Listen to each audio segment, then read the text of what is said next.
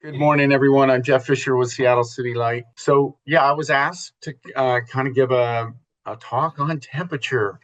It's such a hot topic, but I'm going to try to make this as interesting as possible. It is quite fundamental to many things, and of course, there are many of us throughout the basin that are monitoring temperature conditions in a whole variety of locations. And this talk, I'm going to try to give a bit of a census on that, and I'm going to try to also give some take-home messages as to why this is important, continues to be important, and where it sort of fits in basin-wide. The title, a case for collaboration. I think that very much speaks to the audience in the room today, namely that it's represented, though I can't see you all. I do recognize the organizations you represent.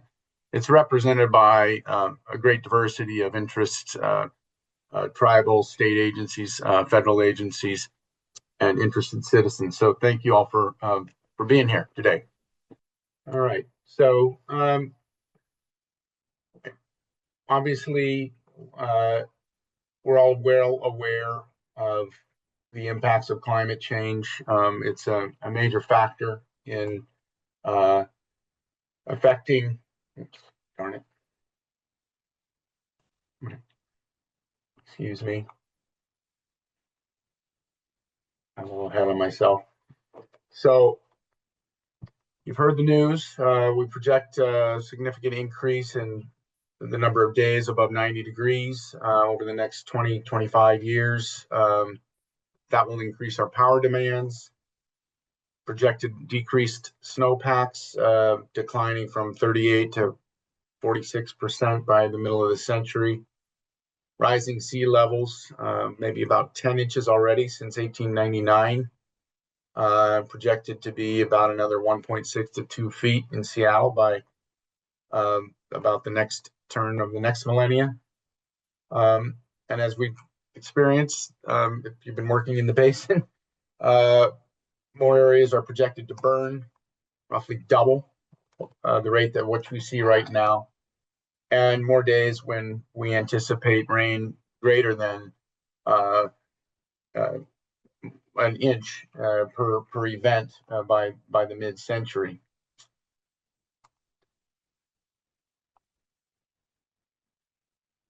So a couple of slides, and I thank my colleague Rhonda Stroud for providing a couple of these climate change slides, because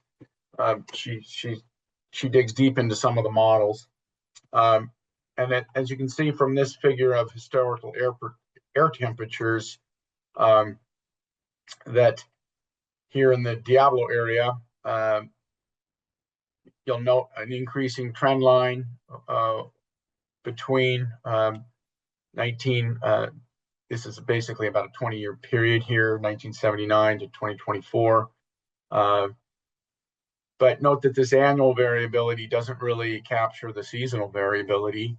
Last year in 2025, we were in the third year of a drought, and the third year of drought declaration for the Skagit. We're all well aware that this year's snowpack is significantly lower than what we would like. North Cascades is a little better than other areas, but it's certainly well below our projected average. And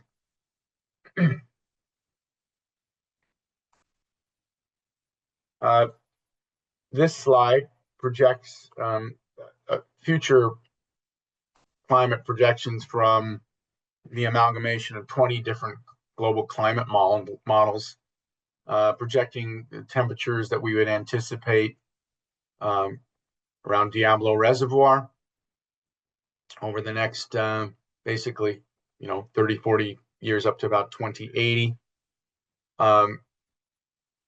Assumptions being that, yeah, higher emissions will continue, so we'll continue to see more global warming. There's a lot of variability in climate statistics, such as temperature and precip, and also a range of different future climate, depending largely on different models and emission scenarios. But in general, the temperatures in the Northwest have warmed about 1.5 degrees Fahrenheit over the last century, and they're expected to increase another 4 to 5 degrees Fahrenheit by the middle of the century. We'll expect more heat, more extreme heat, less frequent extreme cold events, and by the 2050s, the average will be well above our historical highs. A slight increase in precipitation, but a particular increase in precipitation intensity when it does come. So more atmospheric rivers and more effects from those types of events are really to be anticipated.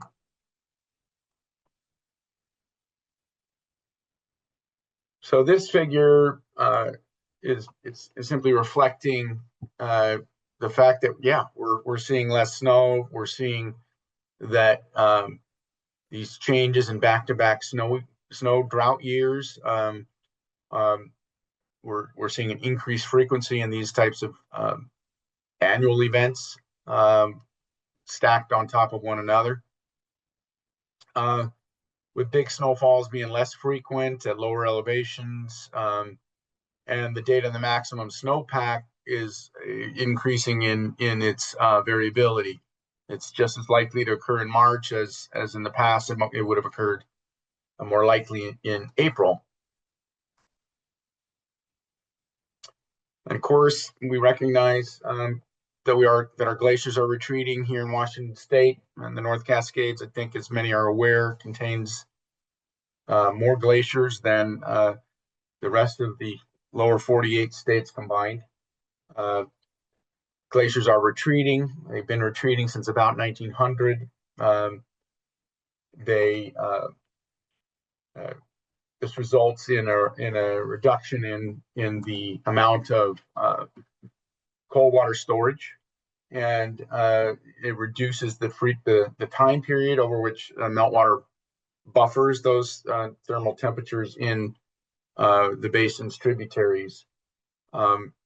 At the present time, those glaciers are supporting, roughly 10% of the Skagit River's summer runoff, so they're a really important valve for maintaining tolerable conditions.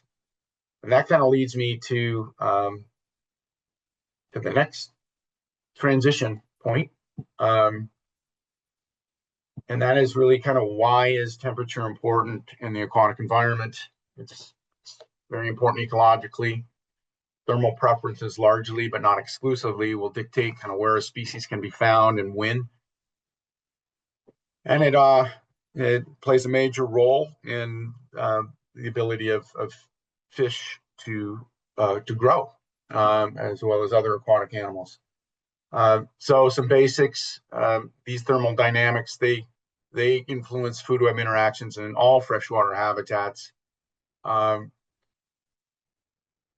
Fish and aquatic inverts are ectothermic, so they're affected by that temperature directly, in particular in their metabolic rates, and it influences where they can be found when, as I had mentioned in the previous slide, really affects feeding and the growth rates inherent to those factors that are influenced by temperature.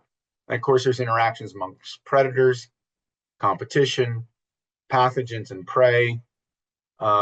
Life history strategies can be affected. We know from a recent paper in the Skagit that there's a shift in Chinook run timing that's been pronounced, and that's traced back to some what may appear to be somewhat minor changes in temperature, but it is another manifestation of how temperature can be affecting our fisheries populations.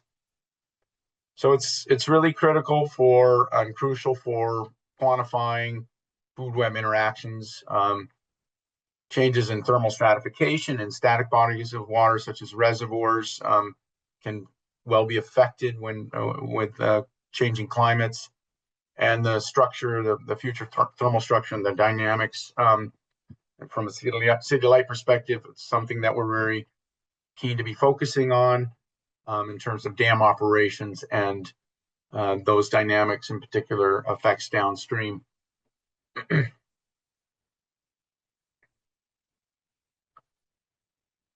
So this figure just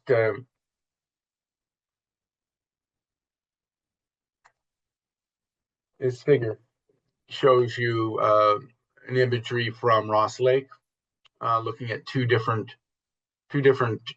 years of thermal stratification, and we're showing sort of thermal preferences for the salmonid thermal regime, preferred thermal regime, versus the RSS, that's the red-side shiner, and introduced species. And you'll see here their thermal habitat preference for the red-side shiner.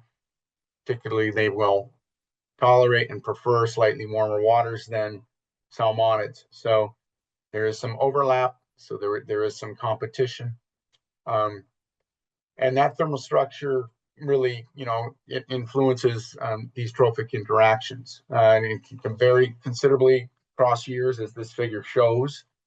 And the operations can influence that thermal structure within the reservoir. So again, this is really the rationale. So why do we monitor temperature when you get right down to it?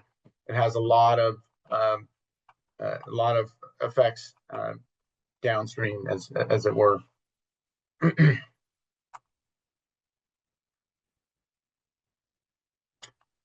So, as I mentioned, it influences the thermal habitat partitioning and the depth distribution amongst the prey, competitors, and predators.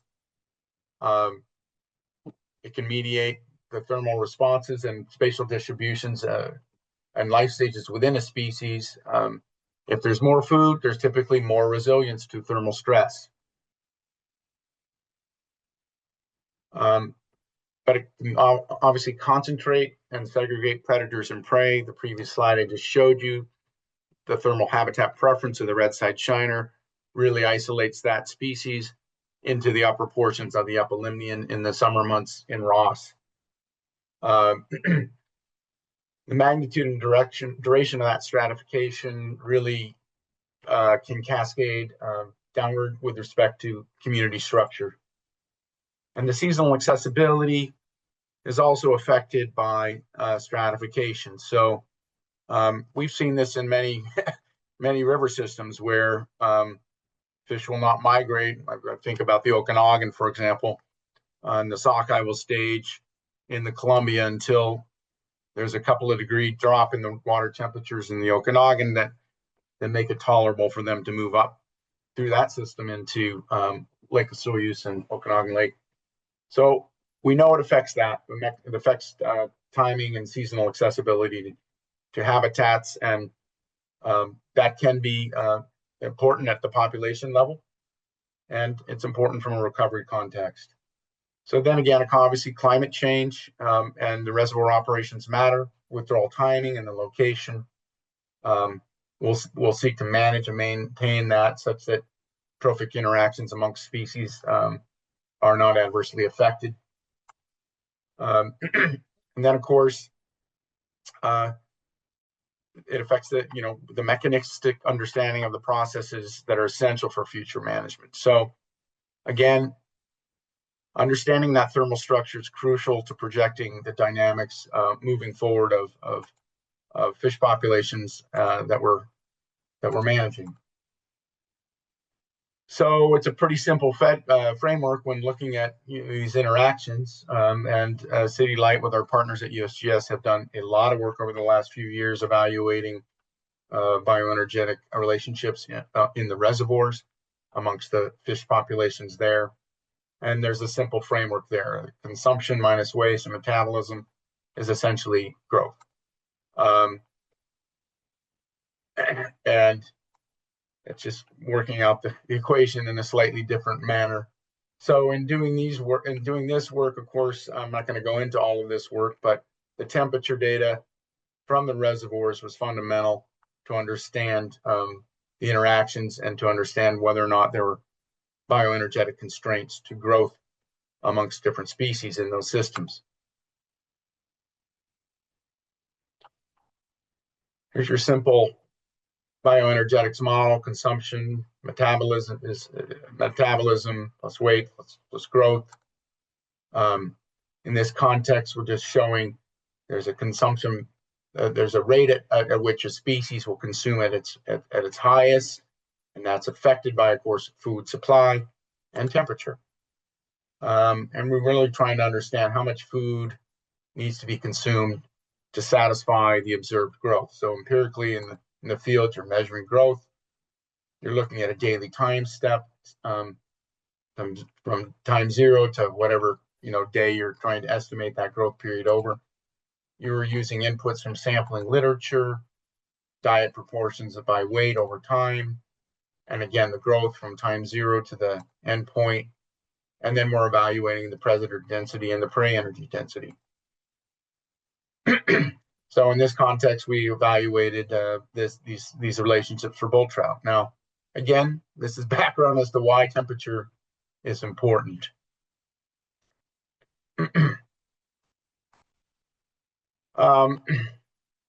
So here's the components that go into evaluating predation mortality or the seasonal food supply on demand. So you're looking at consumer size, structure, and abundance, the thermal experience, the diet composition, the growth by the consumers, the energy density of the predators, the prey energy density, and ultimately you use this bioenergetics model to seek to achieve a consumption estimate and translate that to a population consumption estimate to evaluate then constraints by predation mortality and consider the biomass of exploitable prey, basically telling the story about, is there enough food to support a projected growth? Are predators too numerous or too few? So it's a basic ecological equation, and it sets the stage for the temperature data that goes into this, sets the stage for enabling these types of analyses. So it's a bit of background on kind of why we're monitoring temperature from a city light perspective in particular, but I think that perspective is probably shared by many.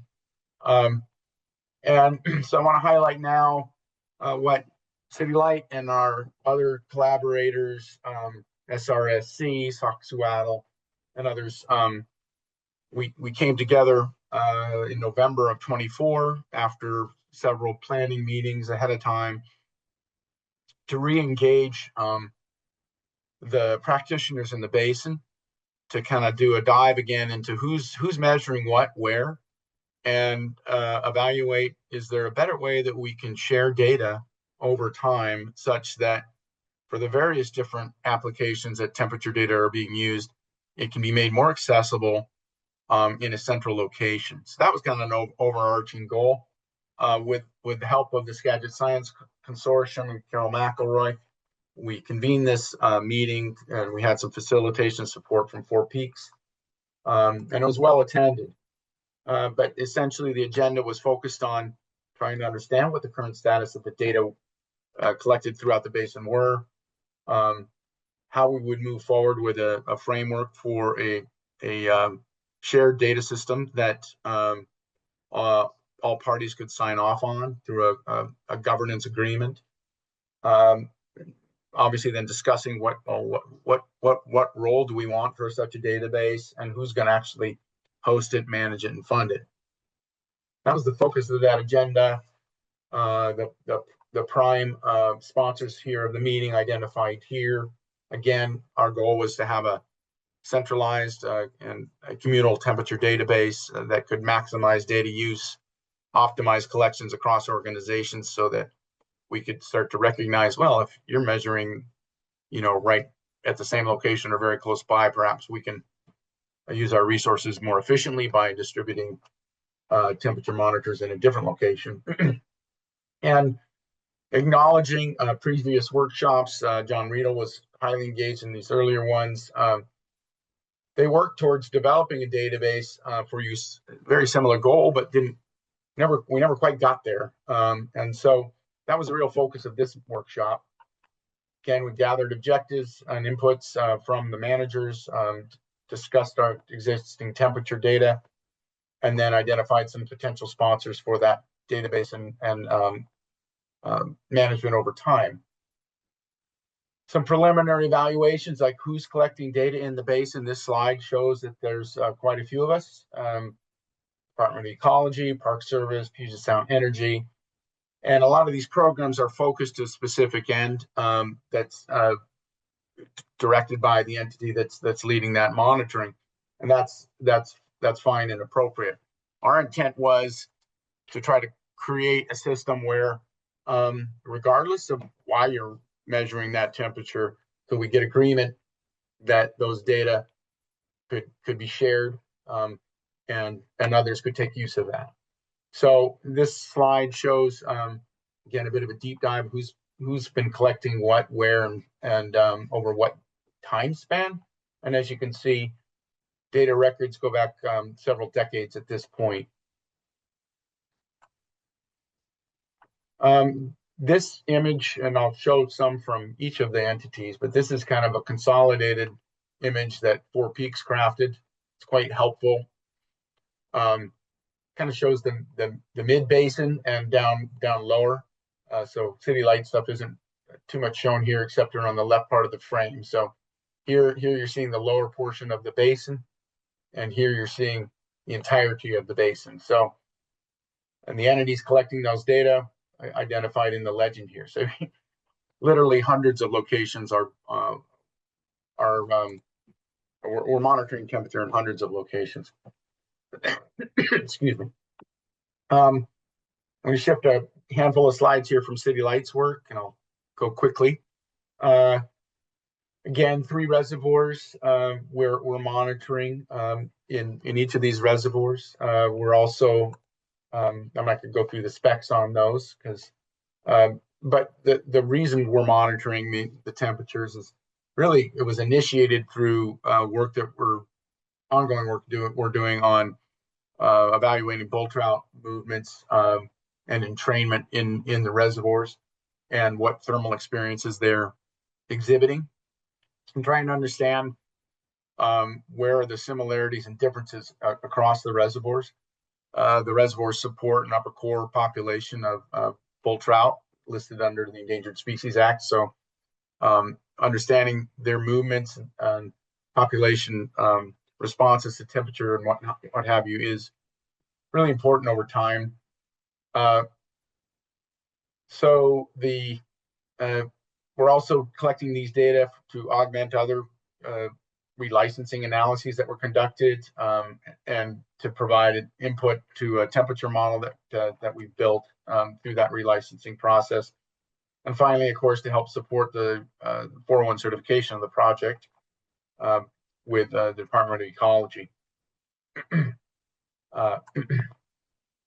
So since we've been monitoring lots of things in the reservoirs, I won't go into all of these other parameters, but we basically use vertical thermistor chains in the dam forebay so that we can get an understanding of the vertical profiles. We team with National Park Service to do some significant temperature monitoring in the tributaries, as well as they've been monitoring at 3 different depths through the relicensing period. And then we sponsor gauging stations by the USGS and Environment Canada. Our sampling locations, I'm starting from the top of the basin. One of the reasons I started with City Light on this. We've got 8 stations that we're monitoring in Canada. We've been monitoring those stations for years, with the exception of about a 2.5-year period where everything got blown out from the 2021 floods. So we weren't able to get back in there and reestablish these, but these are up and running again. So it gives us some inputs on the incoming temperatures coming from the main stem Skagit in Canada. And then again, collaboration with the Park Service. They are primarily focusing on tributaries to the reservoirs, as identified here, and visualized in this graphic right here. So between the Park Service and ourselves, I think we've got a pretty solid network of monitoring that continues throughout the Upper Basin. And this figure just kind of shows you where we're monitoring in the reservoirs. Again, we have a few locations through relicensing where we would monitor at the outlet of each of these primary inlet streams, sort of point sampling. So that doesn't continue at present. Parts of that will re-engage under a new license, I anticipate. Otherwise, our thermal monitoring continues in each of the reservoirs locations identified here as well. We've monitored throughout the bypass reach, and this is moving downstream into the main stem. So, simple visual of what some of the vertical profile data show us on an annual basis. This is just 2022. And you can see that in Ross Lake, you'll see summertime temperatures nearing up to 20 degrees at the Epilimnion, very, very stratified system through the summer months.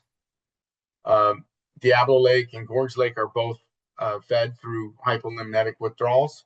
So you see significantly less thermal stratification over time throughout an annual period. Certainly, we do see that in Diablo Gorge, which has a run of the river of less than a day.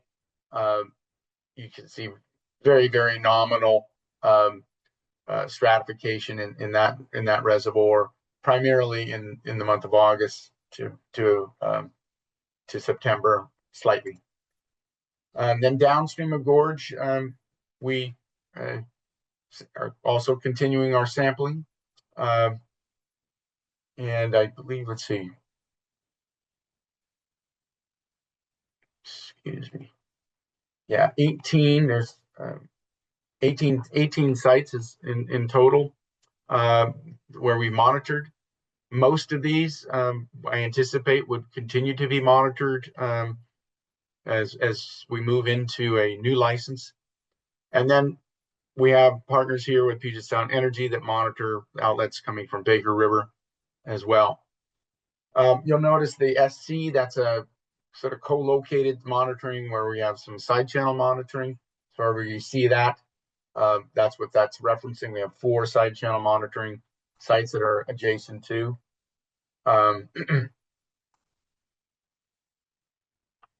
So this figure simply shows temperatures recorded at 3 sites upstream from Marble Mount. There remained, below the temperature threshold, the line listed here for salmon and trout spawning criteria. And then in the right frame, as you moving a little bit further downstream and you get into the Sauk in particular, you'll see some periods of temperature exceedance of criterion in the Sauk in particular over the course of, at least in this year, 2022.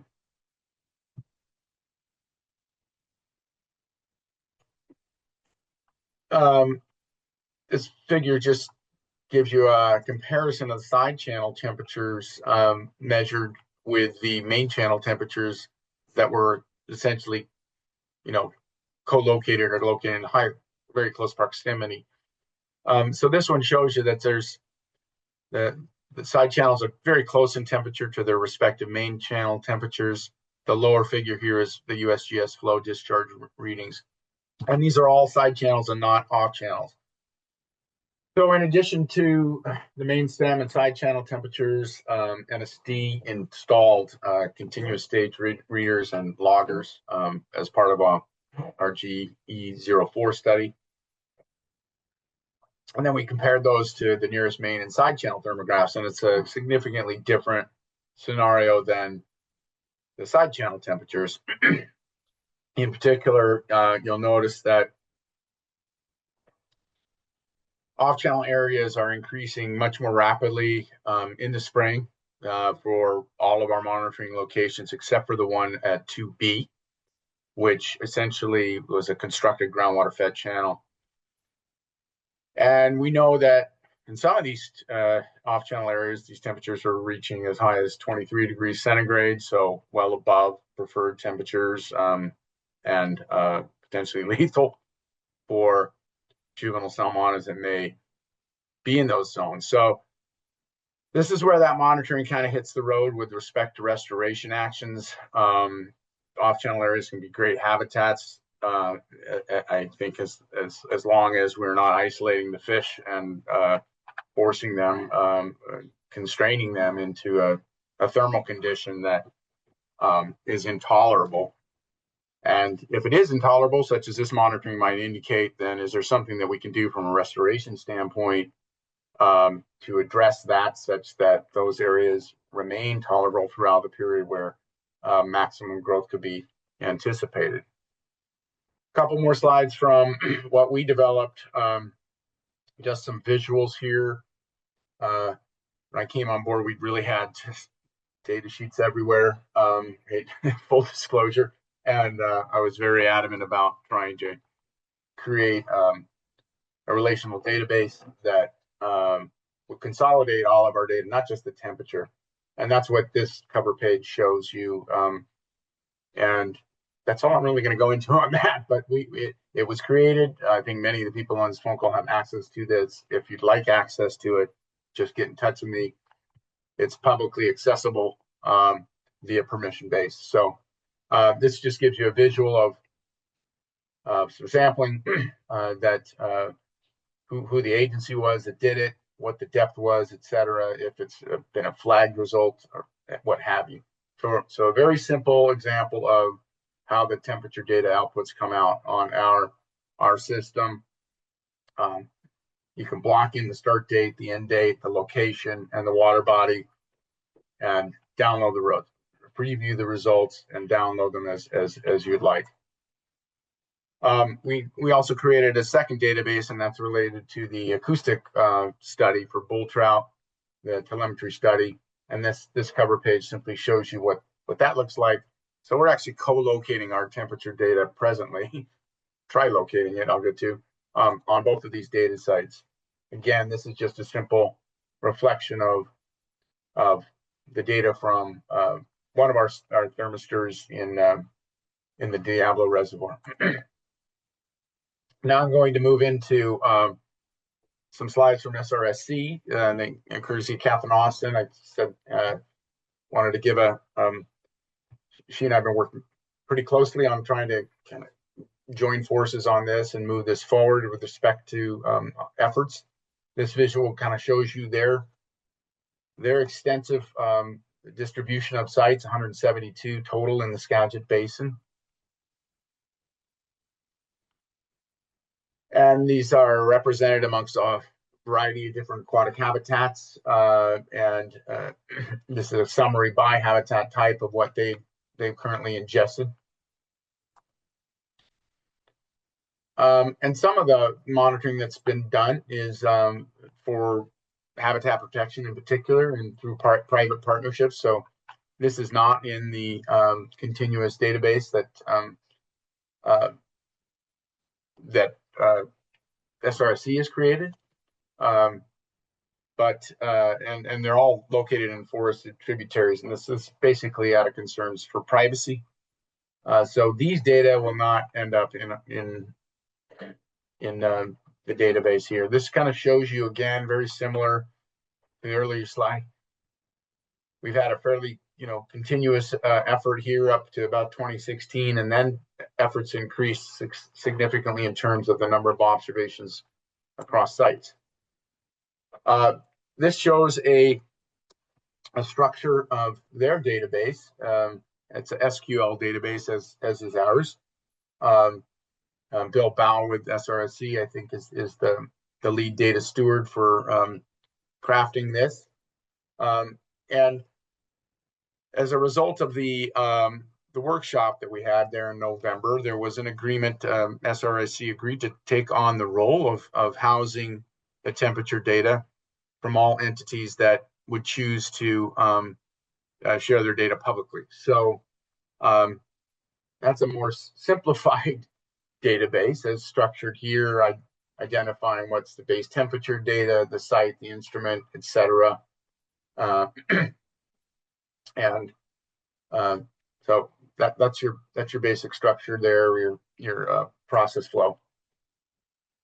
Our other partner here, significant partner focusing on the Sauk-Suiattle. These are slides from Scott Morris. Again, they've got another 30 locations in the Sauk Basin and its tributaries, including the Suiattle and the White Chuck. So a significant manifestation here of how their data look when it was installed, straightforward sort of database. So I think what I'm showing by showing you a bit of each of how these databases have been crafted independently is both the benefit and the challenge for us moving forward. And that's really where we're at presently. So as an offshoot of the temperature workshop, we established commitments amongst the partners that were in that workshop to publicly share the data. We established that SRSC would house the data. We established the governance procedures and documentation for that. And we're now in the process I think, of transferring data to SRSC.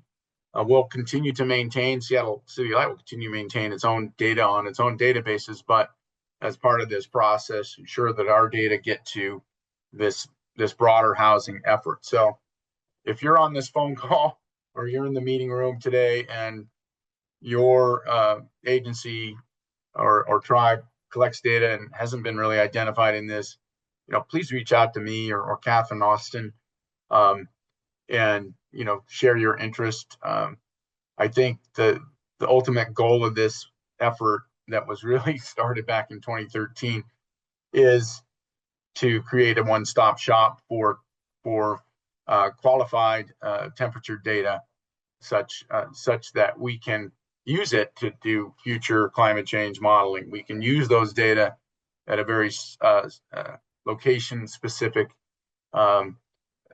assessment to evaluate potential habitat restoration efforts. We can use it in consideration of what is the food supply. If the temperature increases and the food is not there, what that results in is just a metabolic cost that reduces the growth. So it's almost counterintuitive to what you might think. So yeah, I got to look at all these factors in consolidation, especially when you're thinking about it in the context of restoration actions. And with that, I think I was right about 40 minutes. So I'll end that and acknowledge folks who I cherry picked a couple slides from here and there on this one, and take questions. That was a lot of data. I'm excited to see the map of all the different agencies collecting data, and what an expansive effort this has been. And it's exciting that it's not going to end up on a shelf somewhere, and that it's in a database where people can use it. Anybody have hard questions? To make temperature sound sexy, but it's pretty important, and we know we're all being affected by it. So yeah, thanks, Andre. We got work to do yet, but we're getting there. Hi, Jeff. This is Bill Blake. I just compliment you on that. That was awesome. Good data. A couple great things opened my mind, and I learned some stuff. That's always good. I just wanted to say one of the things too in having good data is try to get better participation from landowners and doing the best management practices that it's going to take to help prevent the waters from warming up. And so about 4 years ago, the Watershed Council, along with the Conservation District and Ecology, we did a project to try to understand better what would help landowners participate in those efforts. And one of them was trust of the data.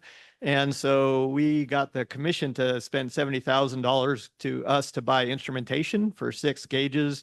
Taylor, who's now with the voluntary stewardship, she talked landowners to installation sites. Now Allison's and Chuck, the engineer, worked our tails off the last year plus getting those installed, but now it's sort of a roadblock with the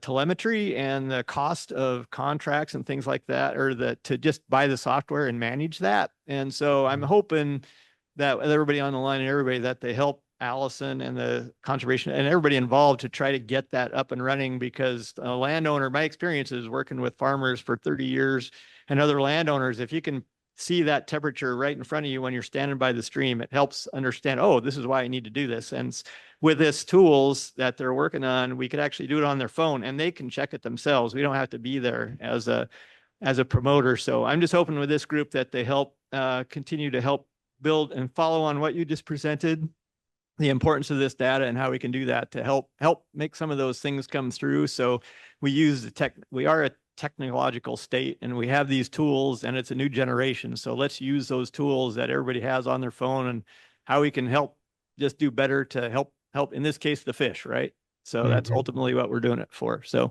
thanks for listening. I just want to, and commend again, great presentation today. Thanks, Bill. Yeah. And actually, thanks for speaking up too, because Taylor was engaged with us on very early efforts to try to get that next workshop going. And yeah, we hadn't quite heard what happened. And it sounded like you guys had some you were going to deploy this telemeter data, and we'd like the whole landowner interaction side of that. So maybe Andrea can share my contacts and you can get in touch with me directly. I'd like to find out more and see. Yeah, Taylor's right here. Oh, hi, Taylor. I can't really tell who's there on my teeny little laptop. So I disappeared. I had a baby. I'm back. You're entitled. But yeah, Allison, I'm still working with Allison. She's sitting right next to me. So she's the new contact for that, but I'm more than happy to still be working on that with you. Great. Yeah, and I think, Megan, I'm going to share at the next science committee meeting more about our progress, but I'll reach out to you as well, Jeff. Great. Any other questions?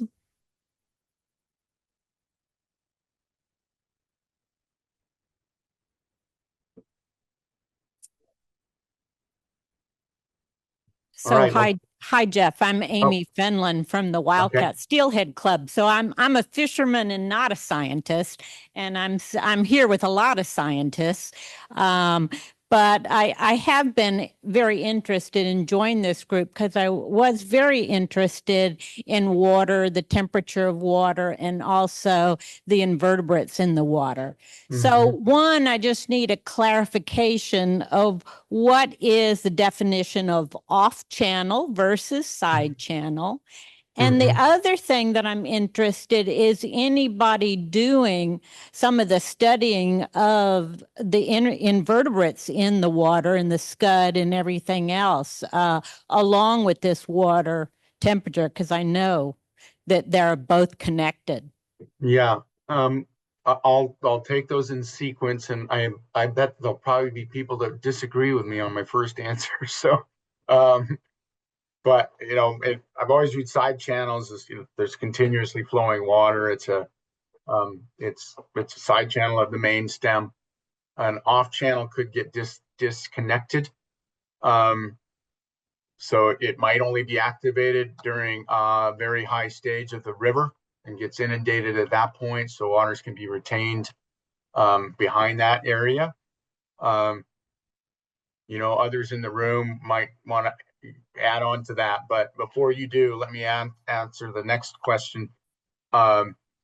Yes, we've done extensive sampling of the macroinvertebrate population through net sampling at multiple of those I only showed you the temperature monitoring locations. And many of those, we've also been sampling invertebrates. Again, such that we could do some of that. First of all, what is the community composition? Is there change over time? That's a valuable metric. But also so that we can get a handle on the bioenergetics. How much food is there in the system? So we do the kick net samples for the macroinvertebrates. We do drift net sampling to actually evaluate how much available food. So that's what's really the juvenile steelhead and salmon are primarily eating drift organisms. So as they're getting pushed down through the water, through the currents on the river. So it's fundamental to doing the type of bioenergetic analysis I showed, is to get those diet composition as to what's available and get the actual amount that's available. That's where the drift net sampling comes in. A lot of those data are publicly available relicensing study reports. We also, again, we're continuing to pursue this in collaboration with the USGS.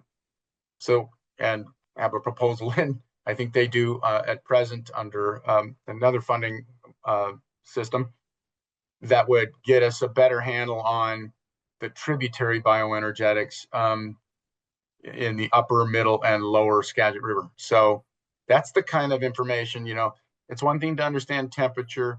You really got to understand what's there too in respect to the food source for there to be a complete picture drawn, and for us to really understand the vulnerabilities to temperature change over time, and whether or not we can do anything about it. Did that answer your question there? Yeah, thank you. Okay. Anybody else? Yeah, Andrew Dexter here. Yeah, I think I'm thinking about it later, and I think maybe I missed it. So some people don't like dams; they want to get rid of them. But my question is, what puts in more cold water into their lower Skagit? The dams or the other tributaries that don't have dams? That is a great question, and it depends on where in the basin that you are. So actually did a very deep dive into looking at what is the thermal heterogeneity amongst the tributaries, for which we had some monitoring data relative to the main stem. And in that upper portion of the basin below, and I'm not going to be able to cite each individual trib, but the general trend was, those upper tributaries in the springtime were a little colder than the main stem. In the summer, warmer, a little warmer, and that I'm by a degree or at most 2 degrees, depending on which tributary. And as you move down the basin, though, the pattern is very much much more elevated tributary temperatures for a much longer period of time through the calendar year. So as you're moving down the basin, you're moving from systems that are more snow dominated, at least today, to more rain dominated. It's funny, my dad, when I was a kid, we had 100 acres on Finney Creek, and he was in a barbershop quartet that sang all over the state, the Finney Creek Four, and we I remember how bone chilling cold that creek was from swimming in it as a little boy. And now that's a highly rain dominated system that's quite vulnerable, I think, to some of these changes. But the other thing is, I personally, I think it's just something we've got to monitor. Yes, the climate projections indicate that we're going to convert. I'll get this metric wrong. Rhonda will have to tell me. Whereas we got the majority of our tribs still being snow dominated, they're going to be more like 50 to 60% rain dominated over the next 20, 30 years. That obviously means, you're likely going to see lower summer base flows, higher mean annual temperatures, and a lot of challenges from a restoration context. But it doesn't necessarily need to mean that it's going to be a death knell for salmonids. There's plenty of other locations around the globe where there are healthy populations of salmonids in entirely rain-driven systems. So, but that hydrology is different, and we would have to figure out, like, for example, if we get a very low summer base flows, is there something we can do from a restoration context to pull more water back into those tributaries that are, hugely important, for example, for juvenile coho and Chinook.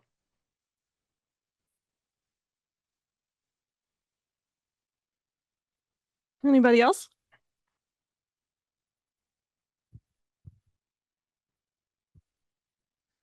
Hi, Jeff. This is Emmett with Skagit Conservation District.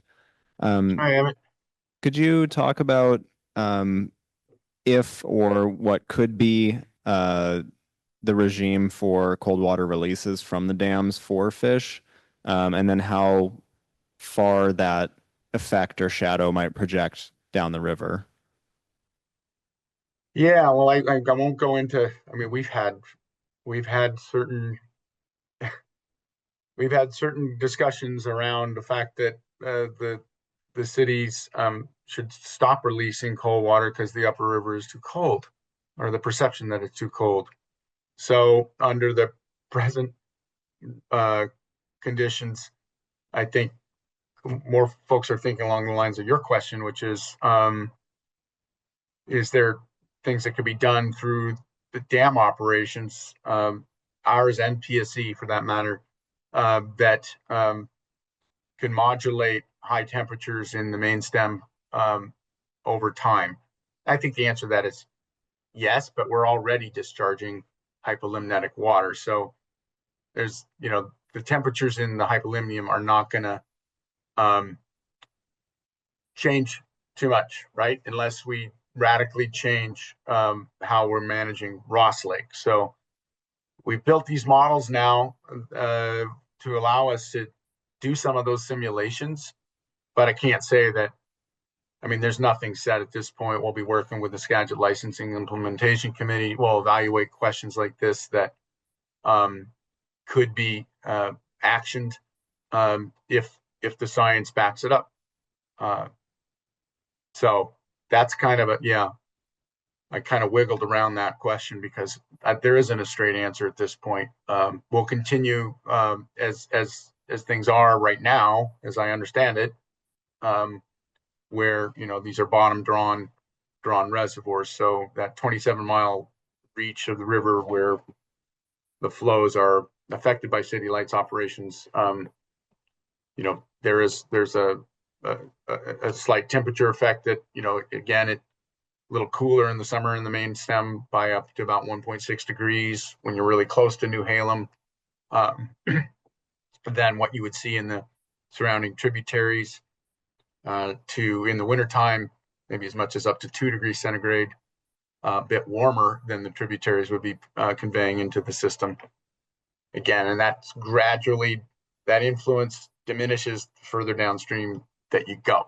So I don't know that we could have much of an influence, frankly, on a longitudinal basis in the river beyond what we're already doing, unless there was a big discharge we had to deal with. For example, maybe there's an extreme we've got TMDLs in the lower river for temperature in some of the tribs, or maybe we get another one of these heat domes or something. Everything's on the table when it comes to evaluating how operations could benefit fisheries resources. So it's always really, flood control, fisheries, the two most important factors in how the utility is operating its system. So if there was a dire consequence or a dire situation, say with really peak summers, I'm just hypothetical here, really peak summer temperatures that extended into the fall, and we're having some effects, that whether it be disease or something, fish not being able to spawn before they would normally do so. We might consider a bigger type of release, but these are all just hypotheticals at this point.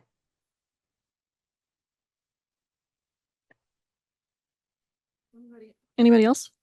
Did that get to your question? Right. Good point. I forgot to look at the screen. Roger, you want to go?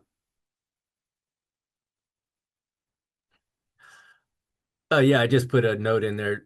I know that obviously the focus of this is on stream temps, but Padilla Bay Reserve has a few decades of water temps in Padilla Bay. If there is interest in incorporating some sites more in the tidal end of the spectrum.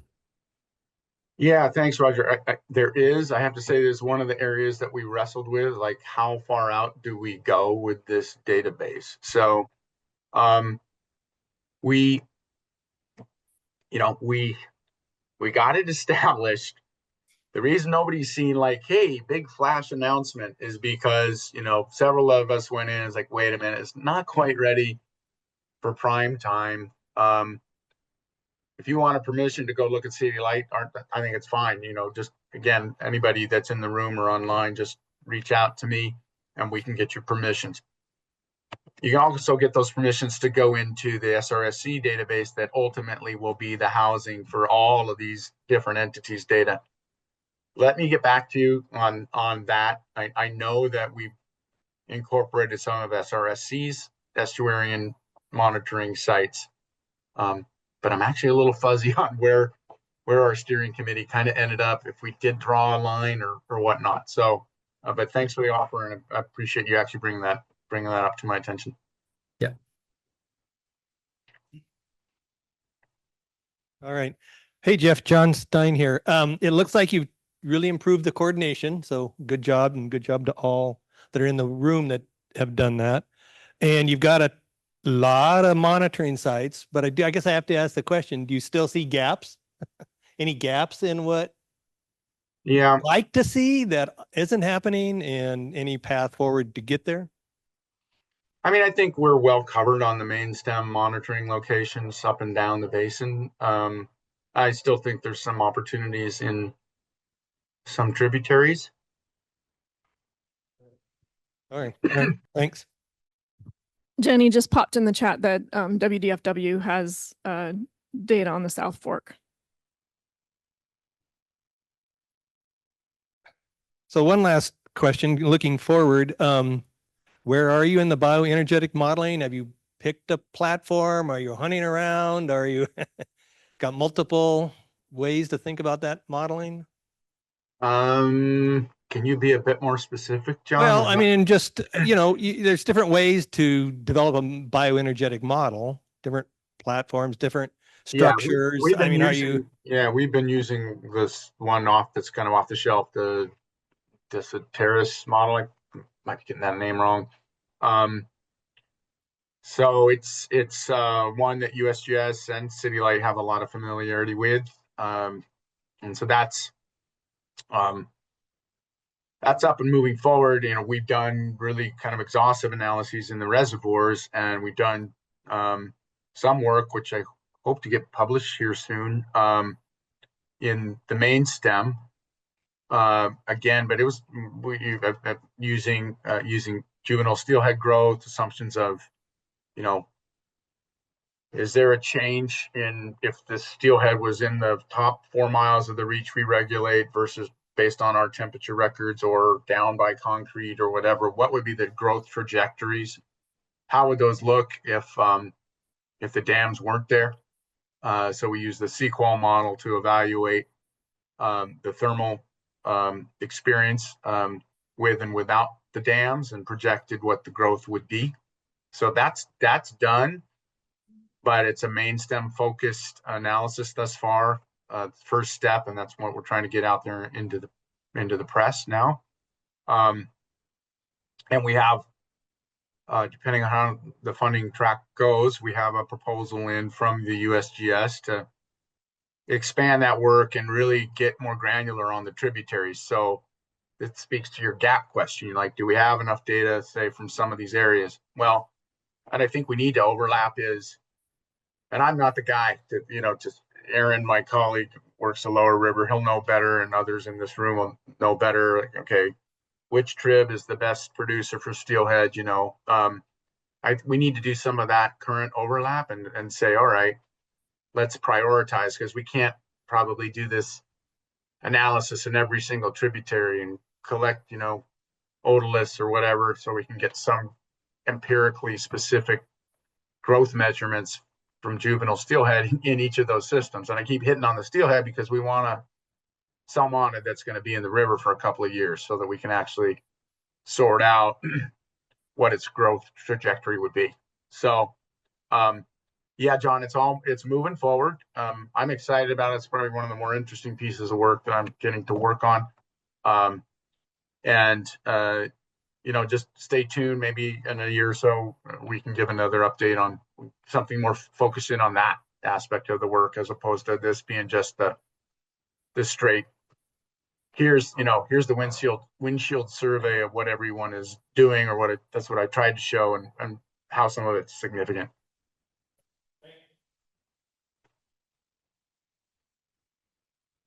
Brian. There you go. Thanks. Great presentation today. Jeff, I really appreciate the run through and the Thanks, Brian. Jogging my memory on a lot of things. I just wanted to hear, I couldn't hear for a second on when you mentioned there'd be a new paper coming out for bioenergetics for the Lower River. Do you know any details on when that'll be? Well, it's in my wheelhouse, so yeah. It depends on when it gets submitted, and I've been really buried on some other stuff for the last couple of months. So we're very close. Most of it's assembled, but you know how this goes. It takes a while to kind of get the references in. So sometime this year, hopefully we'll have that out. And is that information that was based off of the relicensing studies? Yes and no. It was kind of in response to some of it's extracted out of the FERC submittal in response to NOAA's missives. Yeah. Copy. If you're tracking. Yeah. Okay. Yeah.